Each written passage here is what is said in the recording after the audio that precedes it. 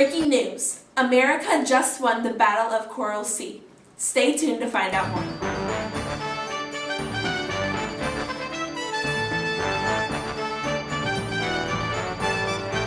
Before we get into details about the Battle of the Coral Sea, here is some background about the Axis and Allied powers.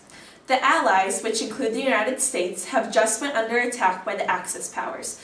Great Britain, France, the Soviet Union, and the United States, and China are all major defenses of the Allied powers.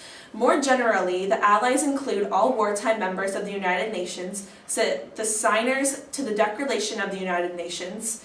Winston Churchill was the main leader that brought together the Allied powers. Franklin D. Roosevelt of the United States, Joseph Stalin from the Soviet Union, and Charles de Gaulle of France were all leaders of the Allies. But in this battle, Vice Admiral Frank Fletcher of the U.S. and Rear Admiral J.C. Crace of the Royal Navy led the Allied powers to a strategic victory.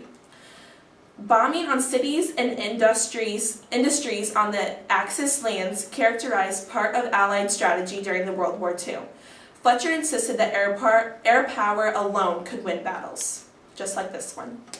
The people fighting against the Allies are the Axis powers, which include the countries Germany, Japan, and Italy. They are led by Adolf Hitler of Germany, Hideki Tojo of Japan, and Benito Mussolini of Italy.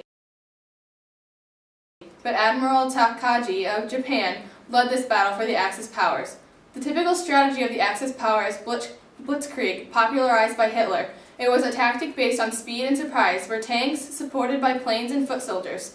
They also use radar, which uses radio waves to determine the speed and range of objects to detect aircraft, ships, spacecraft, etc. In this battle, Takagi ordered the blitzkrieg method to surprise America.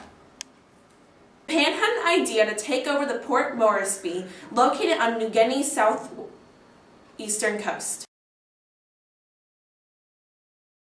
2 days ago, on May 6, 1942, Fletcher of the United States decided to move and get in an attacking distance of the Japanese because the Allies learned of the Japanese plan to seize Port Moresby and alerted all available sea and air power, and they thought Japan was going to attack them on May 7th. Off the waters southwest of the Solomon Islands and eastward from New Guinea. So when the Japanese planes saw the American warships getting ready for battle, 15 Japanese bomber planes attacked the American ships, but they failed to hit any intended targets. They managed to sink Sims, a destroyer, and the loss of 379 American lives and the oil tanker Neosho.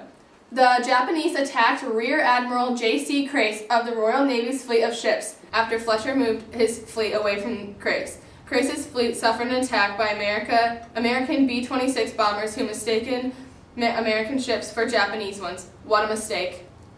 At 8:15 a.m. on May 7th, Fletcher ordered the Yorktown 93 aircraft to attack the oncoming Japanese fleet of 2 light cruisers and 2 gunboats. While the Yorktown planes were attacking, the Lexington aircrafts of the United States were attacking and sinking one Japanese carrier, the Soho, an important ship to them. It sank at 11:35 a.m. and it was down after being hit with 13 bombs and 7 torpedoes.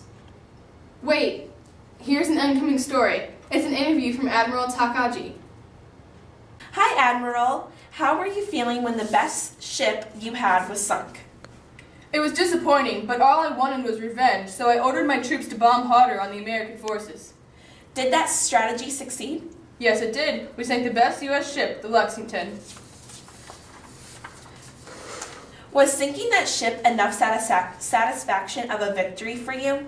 Of course not. Our original plan was to take over the port, and we did not get it because we feared the U.S. would come back harder after we sunk the best ship they had. So we returned, not happy. Okay, thanks for your time, Takagi. On the night of May 7th, Takagi selected his 27 best pilots for a night attack against the U.S., and it was a disaster with 21 never returning. The night attack turned into a morning battle with American planes attacking the Japanese carrier Shokaku, which sank and lost 108 Japanese crewmen. But this did not stop the Japanese. They managed to bomb the ship Yorktown once and sank the Lexington with numerous torpedo and bomb hits before returning to Japan. So tonight at 8 p.m., the best Navy ship was sunk by the Japanese forces. Here's a soldier that escaped the Lexington right before it sank. Thanks, Jordan. I'm here with the Captain Frederick Sherman, the Lexington's commanding officer who escaped the ship. Hi, Captain. I'm glad that you survived the attack. How are you? I'm okay. I'm glad we won the battle, but a little frazzled because the ship I grew to love is now drowning in the water. Can you recall what happened when you knew the ship was going to sink?